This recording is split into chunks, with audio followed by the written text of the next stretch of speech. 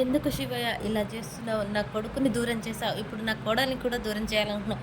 ఎందుకు మా జీవితాలతో ఇలా ఆడుకుంటున్నావు? మా కుటుంబానికి ఎందుకు ఇలా శాపం పెడుతున్నావు? అని చెప్పేసి దేవుని దగ్గర ఏడుస్తూ శివయ్యని నిందిస్తూ ఉంటుంది చెంచలమ్మ. ఇంతలోనే ఒక స్వామీజీ అక్కడి నుంచి ఓం నమ శివాయ అనుకుంటూ వస్తూ ఉంటాడు. అటుగా మాటలు విని వీళ్ళందరూ చూస్తుంటారు. ఈ స్వామి ఎంతో మహిమగల స్వామి.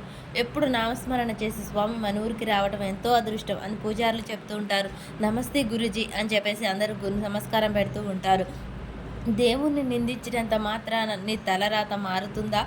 లేకపోతే నువ్వు అన్నంత మాత్రాన దేవుడు చేసే పనులు ఆగిపోతాయా? తప్పు చేస్తున్నావు, తప్పమ్మా. అలా దేవుని నిందించకూడదు.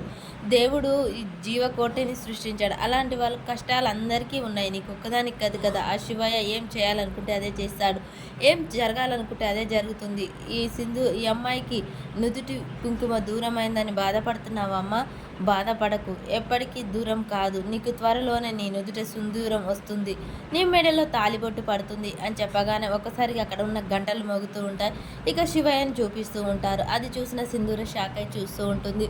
ఇక చెంచలమ్మ కూడా అలాగే చూస్తూ ఉంటుంది. తప్పకుండా నువ్వు కోల్పోయిన జీవితం నీకు వస్తుంది, తదాస్తు ఆ శివయ్య జరగాలని కోరుకుంటున్నాడు అని చెప్పేసి ఆయన దీవిస్తూ ఉండగానే చెంచలమ్మ ఒక్కసారిగా ఆపండి, మీ దీవెన అలా జరగనివ్వను అని చెయ్యి అడ్డు పెడుతూ ఉంటుంది. ఆపడానికి నువ్వెవరు? జరగకపోవడానికి నేను నిర్ణయించింది కాదు, ఆ శివయ్య నిర్ణయించింది. అది ఎప్పుడు ఎలా జరగాలంటే అలా జరుగుతుంది. లేదు, అలా జరగనివ్వను. నా కోడల్ని నా ప్రాణంగా ప్రేమించాను, నా కోడల్ని నా ప్రాణం కంటే ఎక్కువ చూసుకున్నాను. అలాంటి కోడల్ని వేరే వారి చేతిలో పెట్టమంటారా? ప్రాణంగా చూసుకుంటున్నావు కానీ తల రాతని మార్చలేవు కదా అని చెప్పేసి స్వామీజీ అడుగుతూ ఉంటాడు. చెంచలమ్మ మౌనంగా ఉంటుంది. తన రాతని మార్చలేవు కదా అని చెప్పేసరికి చెంచలమ్మ మౌనం పాటిస్తుంది.